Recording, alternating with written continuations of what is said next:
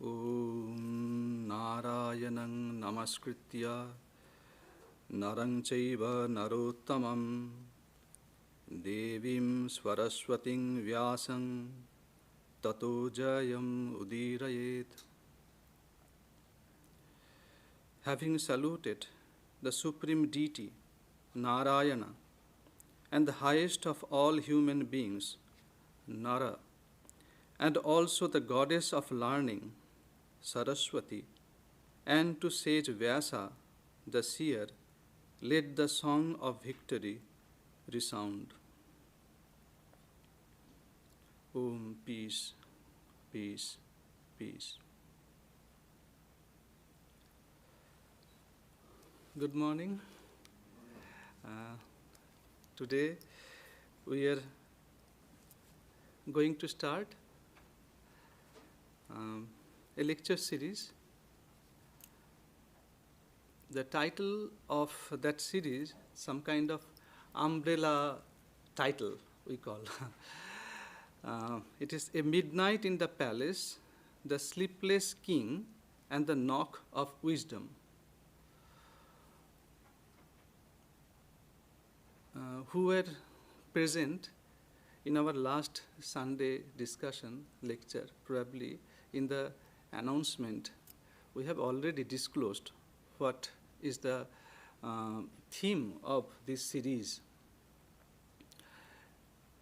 There are, in Mahabharata, the scholars, they call, there are 5 gems in Mahabharata. It is a huge epic. Probably, according to many, it is the greatest. So, it's not easy even to read completely the Mahabharata. It takes decades, at least some years. If you want to read thoroughly, of course, if you want to learn something from the Mahabharata. The Mahabharata is not some kind of, there is a major difference. There are some major differences between other epics and Mahabharata. So because as it is a series, time to time, we occasionally will discuss about the epic also. Now, to start with, we have the scholars, they say there are 5 gems in Mahabharata. Some of you already know. Though you are sitting here, you know. Let me say the one gem among them, Srimad Bhagavad Gita. Srimad Bhagavad Gita, everyone, I hope everyone here who are present here, you know. Other things are Sanata Sujatiya Samvada, the discussion, the conversation between the sage Sanata Sujata and the king Dhritarashtra. Another famous Yaksha Prashnam. Yaksha Prashnam. Prashnam, again, some questions that was asked by a Yaksha. Yaksha was some kind of a creature, some kind of celestial being. So, the god of justice or dharma, we call Dharma Deva also, was in a disguise of the Yaksha, wanted to test Yudhishthira, the wisdom of Yudhishthira. So that conversation between the Dharma and Yudhishthira, actually Yaksha and the Dharma, it is one of the greatest gems. It is Yaksha Prashnam.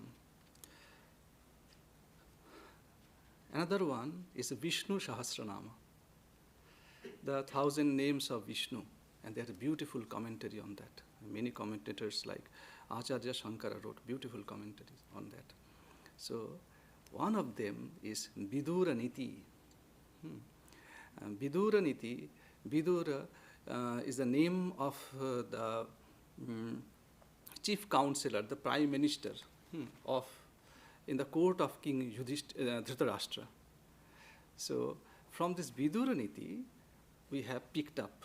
It was a night, that's why we called a midnight in the palace. King Yudhishthira was surrounded by luxury and comfort, a king. But still he was sleepless. A palace, a source of power, strength, certainty. They are certain what is going to happen tomorrow. They are not like us. We're quite uncertain. Apparently, I'm talking about apparently. But they are quite certain. We have a wealth, we have name, fame. So in the palace, the source of that power, in the midnight, the king was sleepless. And then the knock of wisdom. We thought over that it could be that voice of wisdom, wisdom of Vidura. Then we thought, no, Vidura's that suggestions, advice were different in nature. They are in nature of probing and unsettling, and not merely soothing. When he opened his mouth, he didn't want to please Yudhishthira, please the king Dhritarashtra. He wanted to express what is justified, what is the demand of the time, what is the demand of justice. So he spoke. And sometimes it unsettles Yudhishthira, Dhritarashtra, the king. So Vidura's counsels comes in a continuous, forceful stream. Once began, it cannot be ignored. So being that kind of nature, we thought it was not mere a voice. It should be knock of wisdom. So let us start. And I should not forget, probably you have noticed, you have heard of the first verse that we used as the Mangalacharana. We started with the verse, Narayanam namaskritya narang chaiva narottamam devim saraswating vyasam tato jayam udirayat. It is a traditional way to start Mahabharata. Being a part of Mahabharata, we choose that one. So already you have heard of what is the meaning of that. Having saluted the supreme deity Narayana and the highest of all human beings, Nara, there's a belief in a traditional Indian thought that the great God once divided himself in two sages, one Nara Rishi and Narayana Rishi. Sometimes you may remember there's a connection with Sri Ramakrishna and Swami Vivekananda. Once he told, you are the ancient Nara who came in this time. It goes on. So I wanted to make some connection. So then, and also the goddess of learning, Saraswati. So when you start a scripture, a text, we are not reading for information collection. It should transform our thinking. So we are preparing our mindset. Let us offer our salutation to the goddess of learning. And then we should be indebted to the author. Who is that? The sage Vyasa or Veda Vyasa. So, and to sage Vyasa, the seer, let the song of victory resound. So here, Tato Jayam Udirayat, translation, many commentators, they thought actually Jaya. Jaya means victory. Jaya means triumph also. And they thought probably here Jaya means another name of Mahabharata itself. That is the way you should start reading Mahabharata. But if you do not accept that part, you can also. It is the latest song of victory resound. So this is the real victory over you when you conquer yourself.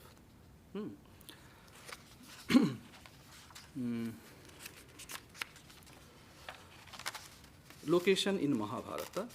This Vidura Samvada, Vidura Niti, or the counsel of Vidura or wisdom of Vidura, you can find in the Udyoga Parva. The book of, how to translate? In different books, different translation. Udyoga means, some says it should be book of effort, or maybe book of arrangement for the war. So, Udyoga Parva, that is the name of the chapter. As you may remember, that Bhagavad Gita is a part of Bhishma Parva, the book of Bhishma. And again, that Yaksha Sangbada, the conversation between Dharma and Yudhishthira, it was taken from Vana Parva, the forest, book of forest, from they picked up. So here they picked up this one from Udyoga Parva, especially chapters 33 to 40. It consists of approximately 588 verses. Origin and setting.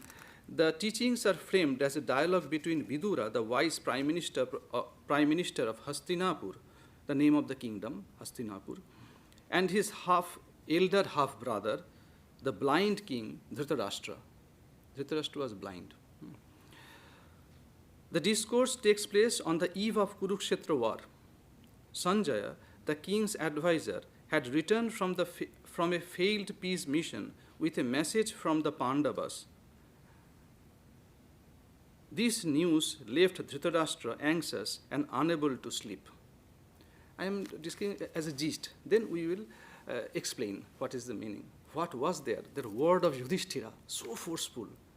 But he wanted justice, humility, humble words, but truth. So it unsettled Dhritarashtra when he heard that, full of humility, offering respect. But whatever he told Yudhishthira, it was that according to the moral law and justice. So this news left Dhritarashtra anxious and unable to sleep. Then Dhritarashtra summoned Vidura late at night to seek solace and counsel. Vidura used this opportunity to provide a comprehensive discourse on Raja Dharma, the duties of a king, and personal ethics, attempting to steer the king towards justice and peace to avoid the impending war. Again, here, we choose that one? Because we talk about so much of meditation, prayer, without paying much attention to the moral side of the life, the ethical side of life. You see, whenever you read all those books, when Arjuna sat for meditation, he sat like a mountain. But he is a military, a warrior. Whenever that Bhishma, when he was about to leave his body, a Kshatriya, a military, full of duty, busy person. But if you read that Bhishma Parva, fixing his mind on the eyebrow like that, like a yogi. So where from they gain that strength? Because their full attention was there while they were doing all those, statecraft, these kind of duties. So it's very important, time to time. That's why Swami Vivekananda would say, you have to. If you read the history of religion, sometimes when monks they preach dharma, religion, they imposed the dharma, the duty of monks upon others. So the consequence was devastating. We have seen in India especially. The warrior clan become weak. But you have to fight against that, injustice. So that's the importance. So it will provide you the strength, a strong foundation. Do your duty with righteousness. Follow your dharma. Will come again, slowly will come. Then will feel your meditation will be fruitful. Mind will not go here and there. Because you have the strength in character. You are sure that I have done my duty. So that is the importance. And who was Vidura? We have already told. That, it is Vidura sometimes, he is often considered an incarnation of dharma, the Lord of justice. Sometimes it is according to some faith, trust.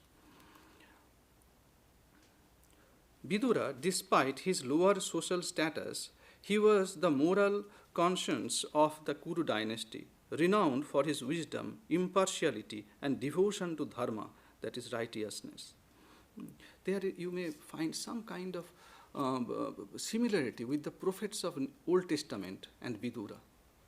They came and they warned the kings, the rulers, that run your kingdom with with justice, follow the moral rules. So, like that, he was the conscience of the state, of the dynasty.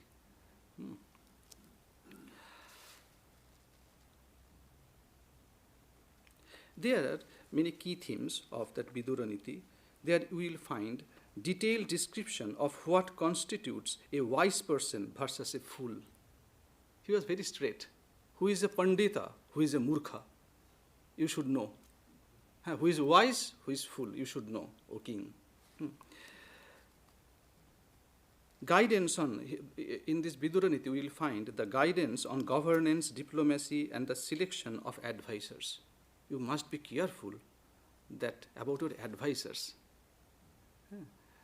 They must be wise.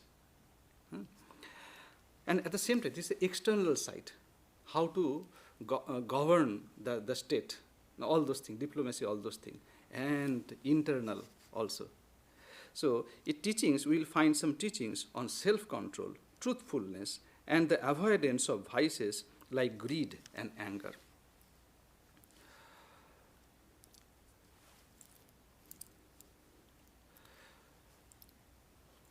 The modern world can receive profound and practical light from Viduraniti precisely because Vidura speaks not from idealism but from moral realism, truth spoken inside a world of power, ambition, fear, and decline. His wisdom is timeless because human nature has not changed. There are some points that we can learn from that advice of Vidura. Number one, moral clarity in an age of confusion. Dhritarashtra was in a confusion, what to do. Modern life is rich in information but poor in moral orientation. Vidura insists that not everything that is, what is the proper word? Legal, but legal in the sense means not everything that is legal is right. Legal means that came from the mouth of a king or somebody from the palace.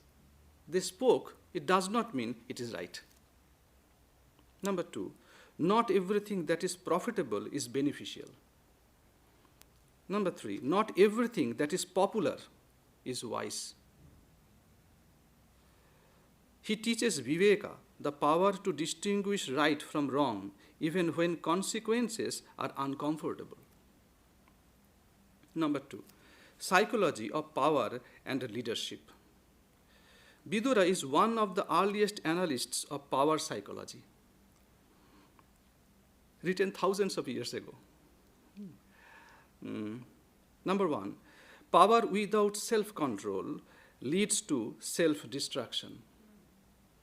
Number two, flattery blinds rulers more than enemies. Number three, arrogance is a greater threat than opposition. His counsel reads like a manual of ethical leadership and institutional integrity. Warning, number three, warning against moral blindness.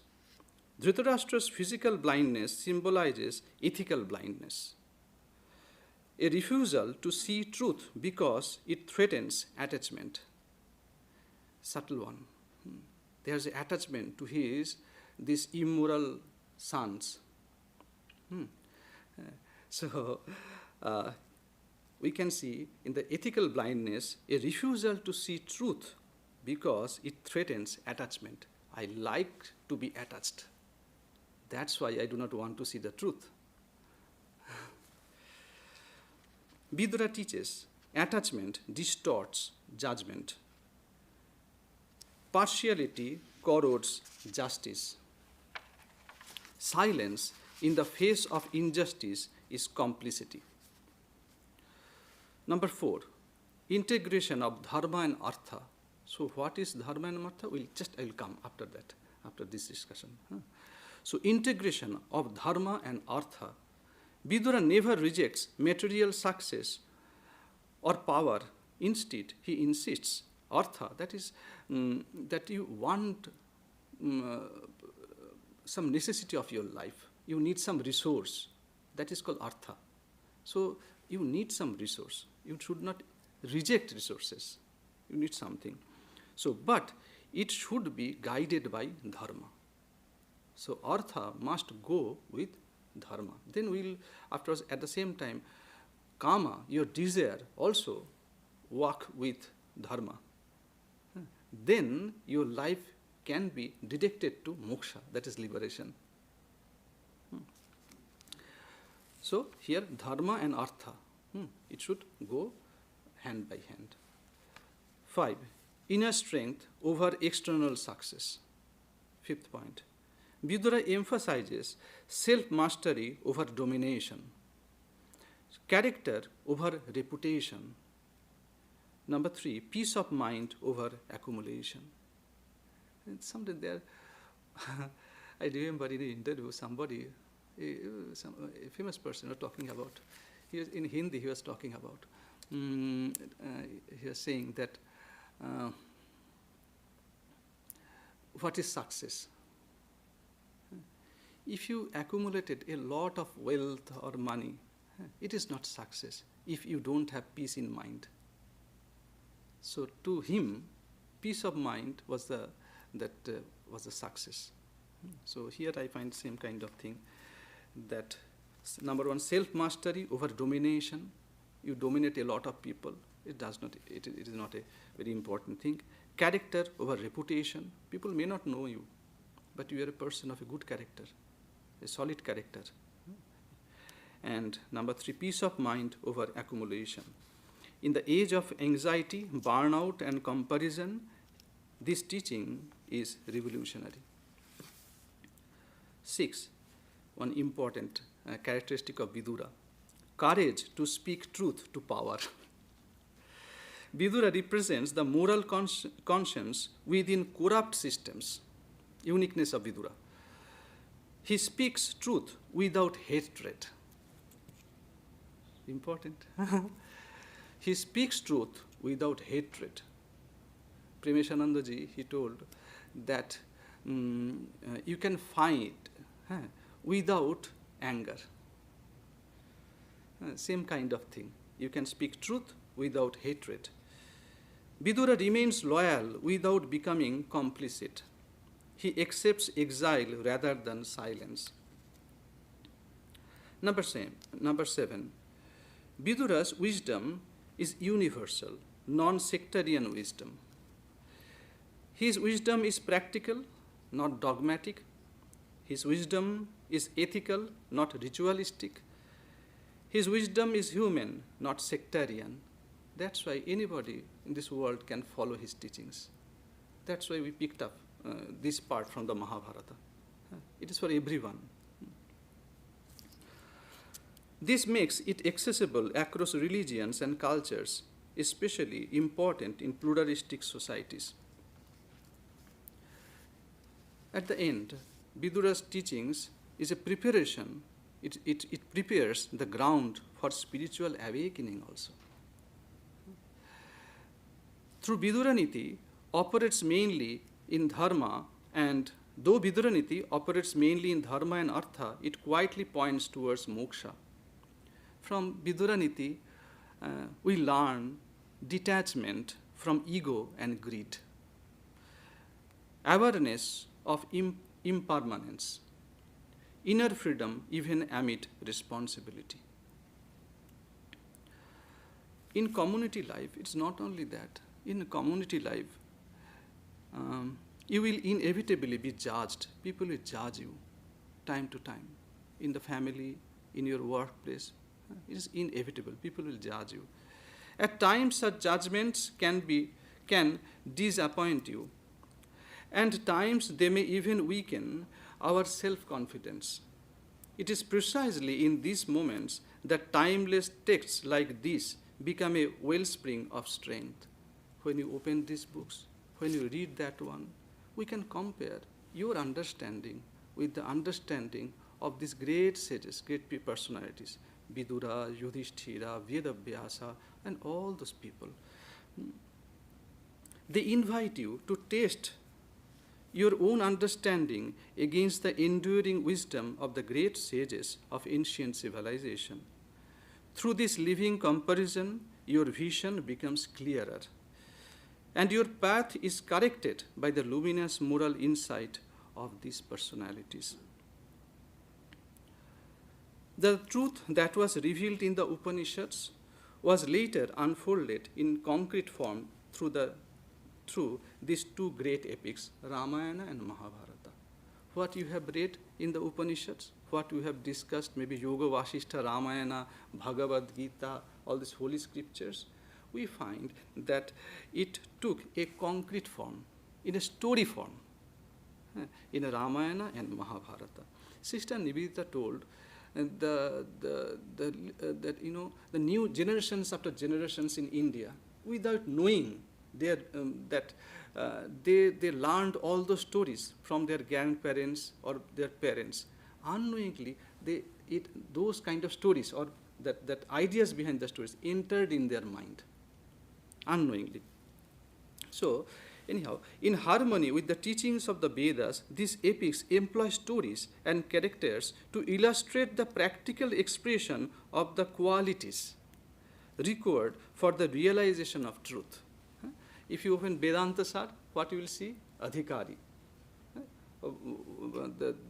What should be the quality to gain maximum out of these books?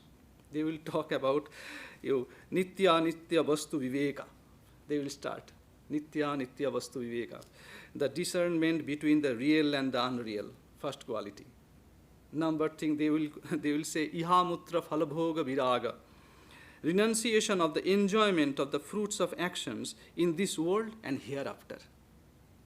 Enough enjoyment, we have enough. I am doing good, but it is not for enjoyment of the merit that I get out of that. It is my duty. I remember a conversation was going on between a mother and little girl. So that the little girl was writing in his exercise book, we must be kind because, then she cut that part because. She told, Mom, we should be kind for without any reason, not because something.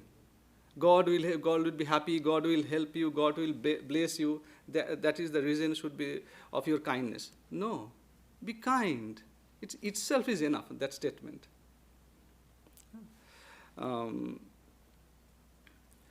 Then sixfold treasures, Samadhi Shat Sampatti. It starts with Shama, the control of the inner organs, Dhamma, the control of the external organs, Uparati, the withdrawal of the senses from external objects, Titiksha, endurance, forbearance, Shraddha, faith in the teachings received from the elders and the scriptures, and Samadhana. This is the six treasures. The power of concentration, and lastly, finally comes Mumukshatva, the intense longing for liberation. These are the qualities. If you open Vedanta Sara, the gist of Vedanta, you will find these qualities you need. But in these stories, in these epics, it is already demonstrated through these stories. You may not read Vedanta Sara, but without knowing, you have already, you are familiar with the idea of Vedanta. So that was in those days, that was the aim of the sages. They felt, everyone, if you say, have you read Upanishad? No, very difficult. No time. So, through the Puranas, mythologies, through the Ramayana and Mahabharata, the same ideas, they express the same ideas. So, when we study the Mahabharata, we see these lofty qualities embodied in varying degrees, in its many characters, in varying degrees. Everyone was not like perfect. No, we'll see. As we read these stories, often without conscious effort, these noble virtues quietly impress themselves upon our minds and personalities. Thus, when you read, hear, and contemplate these narratives, we are in fact studying Vedanta itself. So, when you read this kind of stories, some ideas must be clear. Like Purushartha, Dharma, Artha, Kama, Moksha. To many of it may be new, it's sounding very fresh maybe, but we'll explain. So, Dharma, Artha, Kama, and Moksha are known in Indian philosophy as the Purusha Arthas or Purusharthas, the four fundamental aims or goals of human life. They thought in that way. Together, they describe a complete, balanced vision of human flourishing, integrating ethics, prosperity, pleasure, and spiritual freedom. There is a scope of pleasure, there is a scope of prosperity, there is a scope of flourishing, and at the end, that freedom. Dharma means sometimes it is a deep word. So sometimes it says righteousness, sometimes it talks about order, proper order, sometimes it conveys the idea of duty. So dharma is the moral and spiritual law that sustains both the individual and society. We are not separated from society. If you follow your dharma, there will be a trust between you and the society. No, they know what you are doing. So it builds a sense of trust. It governs how one pursues artha and kama. In the epics, dharma is often tested in complex real-life situations. When you read all those stories, we will see that in different situations, they are testing, examining whether you are established in dharma or not, how strong you are. So, in simple terms, dharma is living rightly. Artha, material well-being, power, security. Everyone wants that. Security, everyone wants. We want power, we want well-being, we want. Artha refers to material prosperity, livelihood, power, and economic stability. Everything necessary for a secure and dignified life. So what Pandava they wanted, those things are just, were just. So this artha includes wealth, governance, success, and social influence, not condemned in Indian thought, but regulated by dharma, essential for sustaining society and supporting higher pursuits. In simple terms, artha is living effectively and securely. Kama, pleasure, love, aesthetic joy. Kama is the pursuit of pleasure in its broadest sense, sensory enjoyment, love, beauty, art, and emotional fulfillment. In simple terms, kama is living joyfully and fully. Moksha means liberation, freedom, self-realization.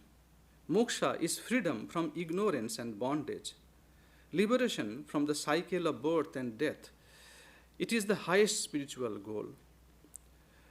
It transcendence. Moksha is the transcendence of ego, fear, and suffering. Central goal of Vedanta, yoga, and other spiritual paths. Moksha is living freely and truthfully. So let us read again. Dharma is living rightly. Artha is living effectively and securely. Kama is living joyfully and fully. Moksha is living freely and truthfully.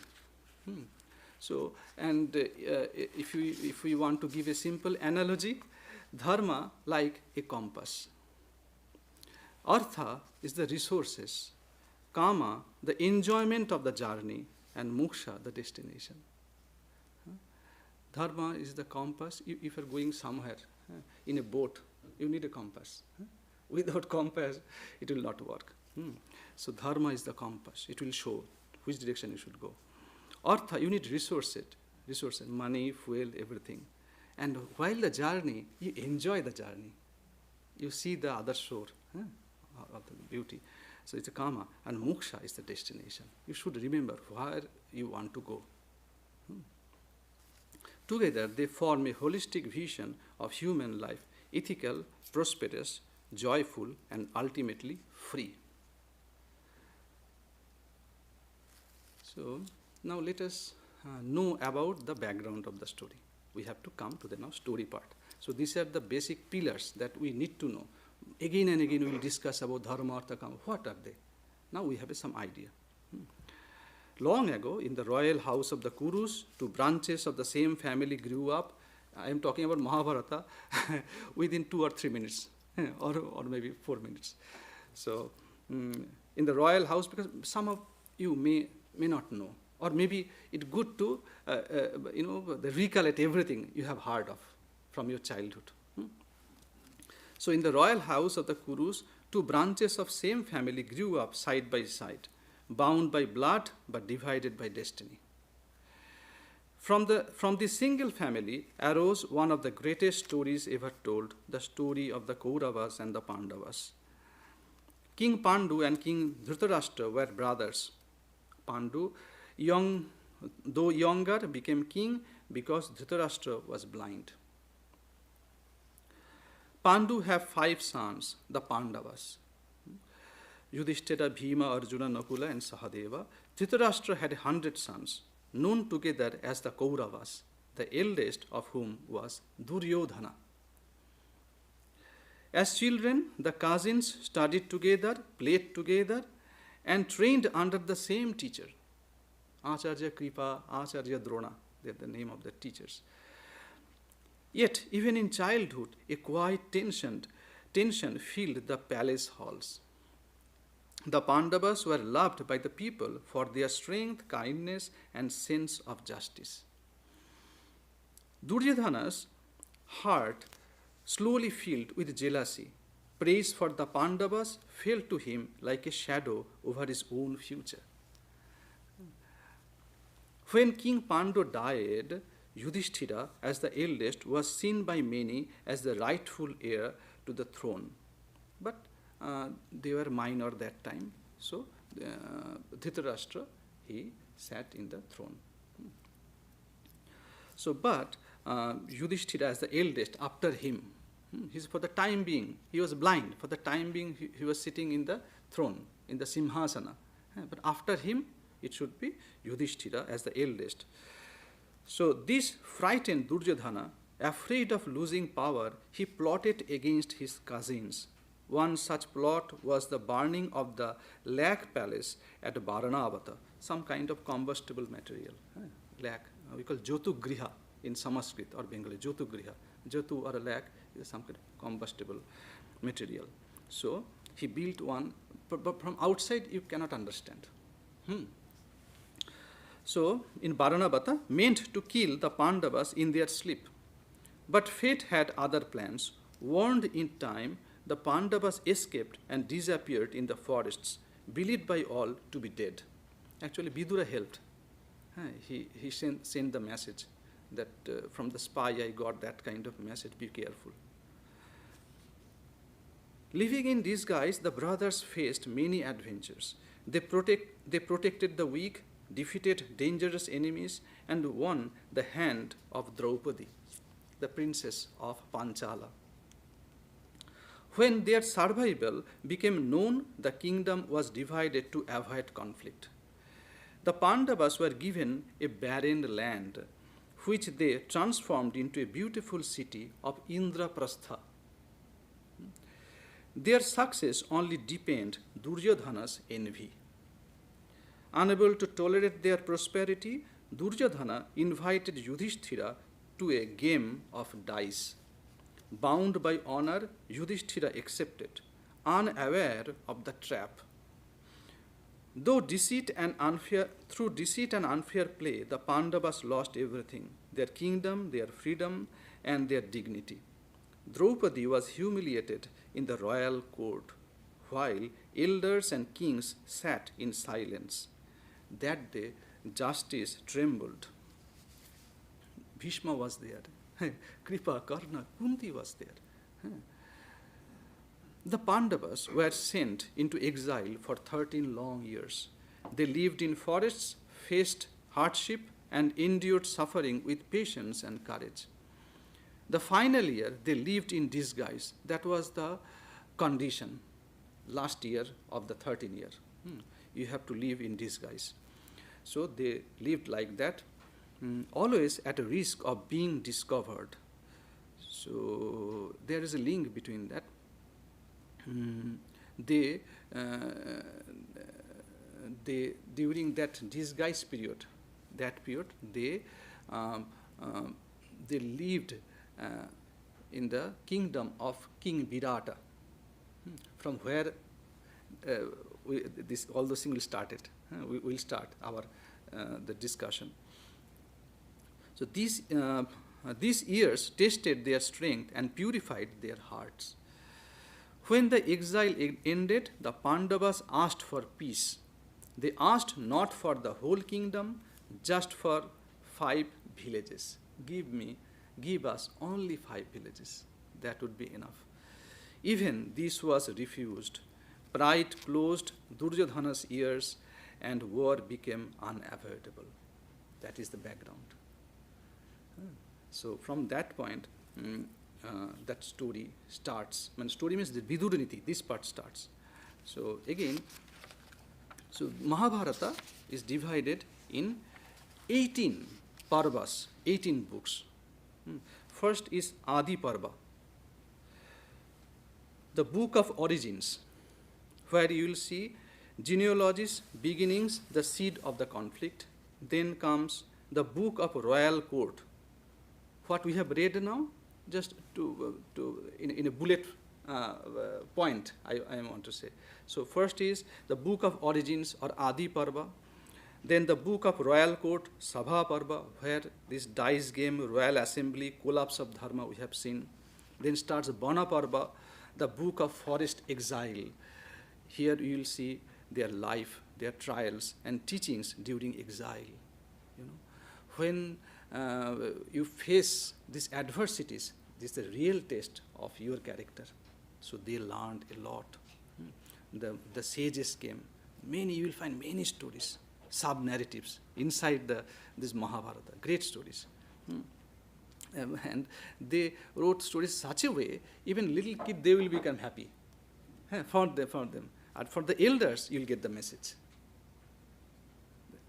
Mahabharata is an excellent book. Then comes Virata Parva, the book of concealment. That King Virat, I told. So incognito life at King Virat's court. Then 5, Udyoga Parva, the book of preparation for war. Here we find diplomacy, negotiation, final choices.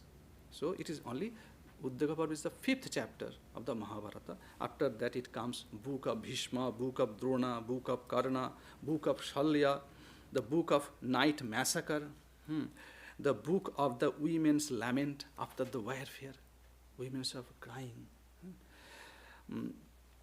Then book of peace, the book of moral instruction, book of horse sacrifice, the book of life in the hermitage, the book of the iron club, where we have seen destruction of the Yadavas, the relatives of Krishna. Then Mahaprasthanika Parva, the book of great departure, final journey of the Pandavas. Last Swargarohana Parva, the book of ascent to heaven, moral culmination and transcendence.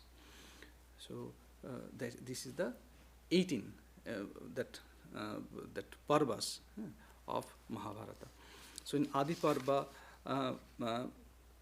the message is, a kingdom is shaped not by chance, but by early choices, vows, and unchecked passions.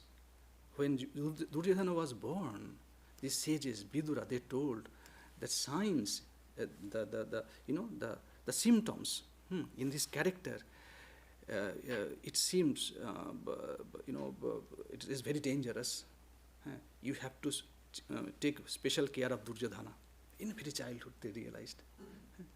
But Dhritarashtra, they didn't listen to all those advice. So you have to treat from the very beginning when you see some kind of deformity in their character. So Adi Parva. Sabha Parva message is dice, drink and desire destroy both wealth and wisdom. Vana Parva, the wise grow inward when outward supports fall away. Important. The wise grow inward when outward supports fall away. When you have support, we do not grow. So when you have no outward support, then you grow inside. You look for the light inside. Vidata Parva, he who can remain unnoticed when necessary is truly powerful. Mahabharata, great. You see, what is that? He who can remain unnoticed when necessary is truly, he who can remain unnoticed when necessary is truly powerful. So when it is important, show yourself, show your skill. But when it is not demanded, you need not to show. So this is a sign. Okay. Then Uddaga Parva, where war destroys both victor and vanquished, restraint preserves the realm. Bhishma Parva, one must act, but only after discerning right from wrong. Action is beautiful, but there must be proper discernment between what is right and what is wrong. So it goes on. It goes on. So why I said that to give some idea about Mahabharata. Now you can appreciate the gem.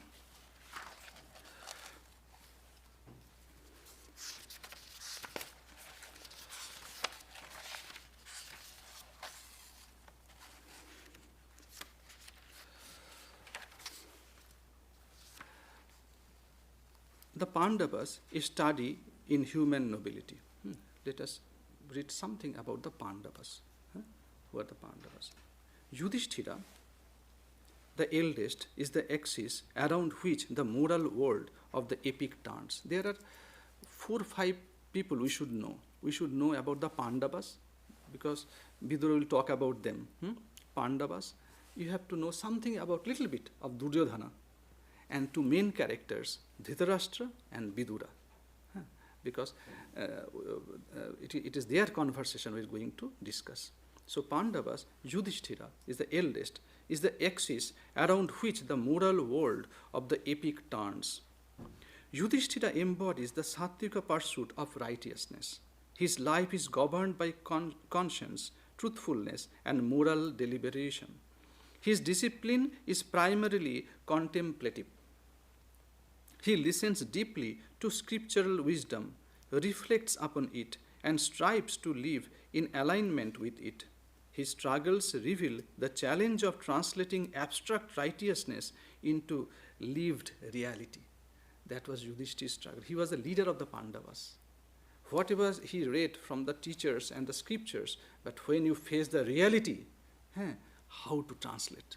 He did it beautifully. But there were mistakes. So here is the difference between other epics and Mahabharata. They never say they are perfect. No. Sometimes they did mistake. They did some kind of... but it shaped their life also. Bhima, the second Pandava, is the embodiment of raw strength guided by a fiercely loyal heart. His nature is passionate, direct, and uncompromising. Where others deliberate, Bhima acts. Where others hesitate, he confronts. Draupadi complained about Kichaka, about his evil interest.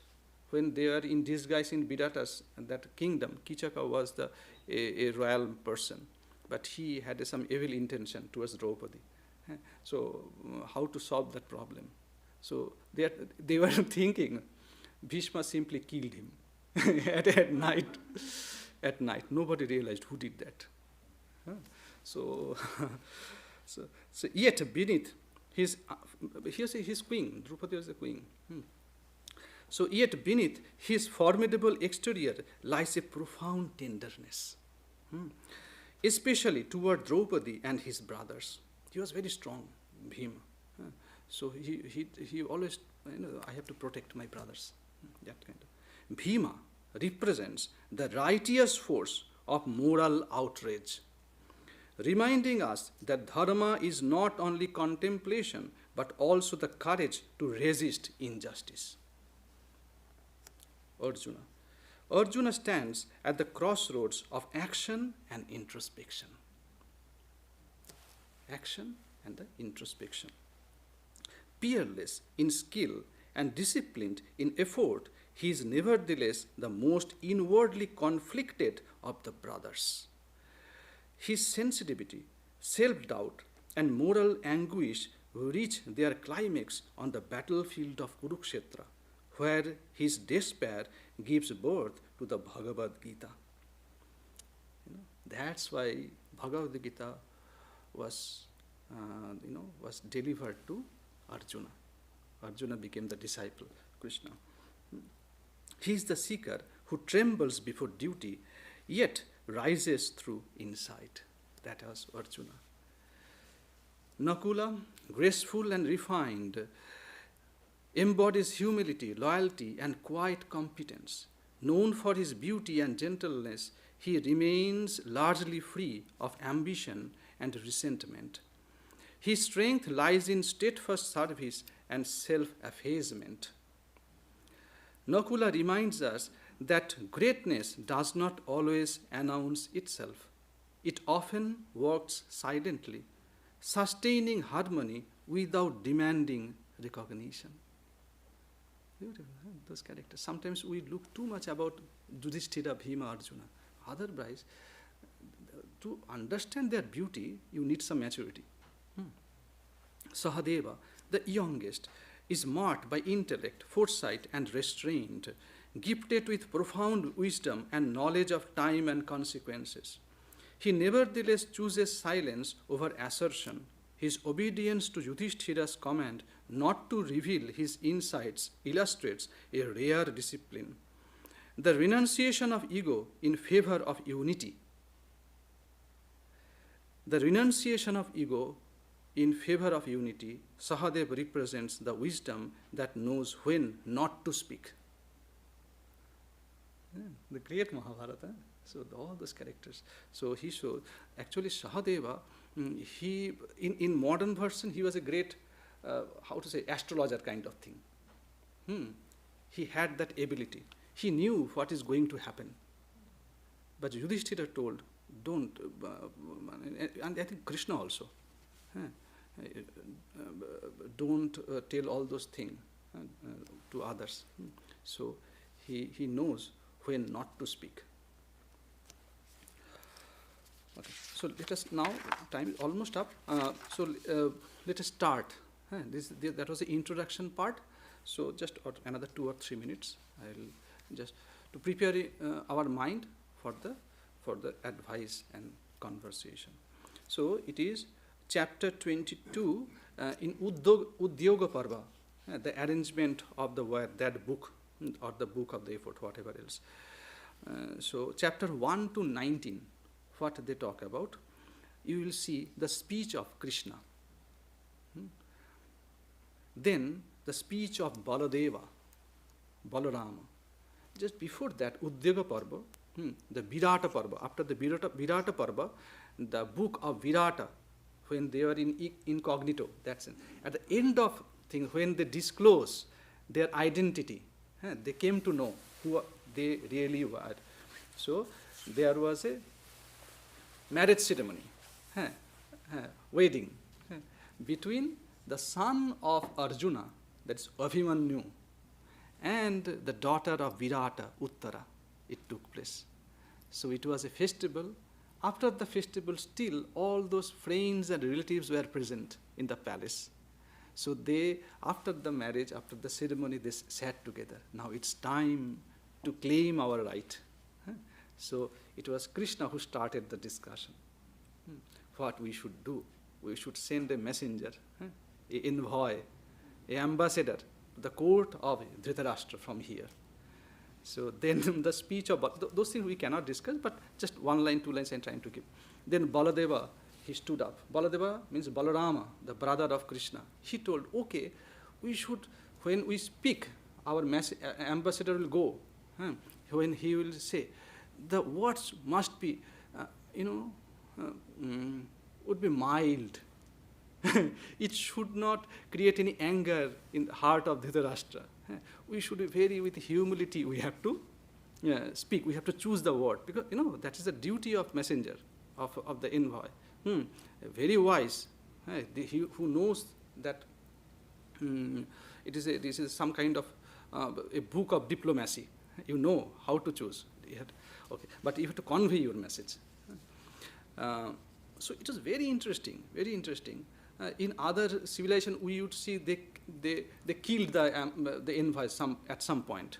But here, he has a right to say that what was instructed by the king. Fearlessly, you have to say. So, okay, Balarabha told, use mild words. Then the speech of Satyaki. Satyaki was a different kind of person, full of rajasa. No mild words. Why? So we are also the warrior of great capability, and it is our claim. So no mild words. We speak forcefully. The speak of Drupada. Then Drupada also told, yes, we have to convey your message. So he somehow supported Satyaki. So then Satyaki, he was from Yadava dynasty. So the mission of priest. So now the king Drupada, I think, he called. I should now stop. After that, he called the because today the Zoom session is there. So they call their priest, the Purohita. Purohita is an elderly person, a righteous person, and elderly and righteous. So they choose, you will go to the court of Dhritarashtra and convey our message. So the priest went there, and that portion was started. Then priest conveyed the Pandavas the message, and brought the message from the Kauravas court to this Pandava, that team. So it went for some time. Then Sanjaya, when they heard of this kind of thing, then Sanjaya came from Dhritarashtra side. So it will go. So at the end, I want to say that the Sanjaya, when he conveyed the message of Yudhishthira, then he became that little. Dhritarashtra realized that in those words something was there, a subtle threat also.